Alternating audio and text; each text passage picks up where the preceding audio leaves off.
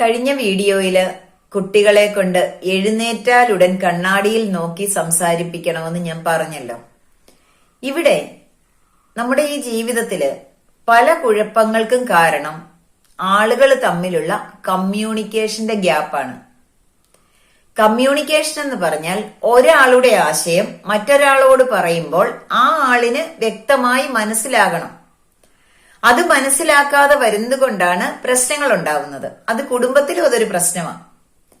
കാരണം അച്ഛൻ പറയുന്നത് അമ്മയ്ക്ക് മനസ്സിലാവില്ല, അമ്മ പറയുന്ന ഭാഷ അച്ഛന് മനസ്സിലാവില്ല, മറ്റു മുതിർന്നവർക്ക് മനസ്സിലാവില്ല, കുട്ടികൾക്ക് മനസ്സിലാവില്ല. പരസ്പരം പ്രശ്നങ്ങൾ ഉണ്ടാവുന്നത് കമ്മ്യൂണിക്കേഷൻ ഗ്യാപ്പ് കൊണ്ടാണ്. എങ്ങനെ കമ്മ്യൂണിക്കേറ്റ് ചെയ്യണം, അത് ഓരോ വ്യക്തിയും സ്വയം പരിശീലിക്കണം.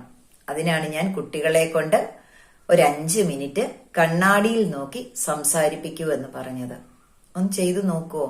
ആക്ടിവിറ്റി ചെയ്യാതെ കണ്ട് ജീവിതത്തിൽ ആരും വിജയിച്ചിട്ടില്ല. ഒരു കാര്യം പഠിച്ചാൽ അതിന് ആക്ഷൻ എടുക്കുക, അതാണ് റിസൾട്ട് തരുന്നത്. ഓക്കെ.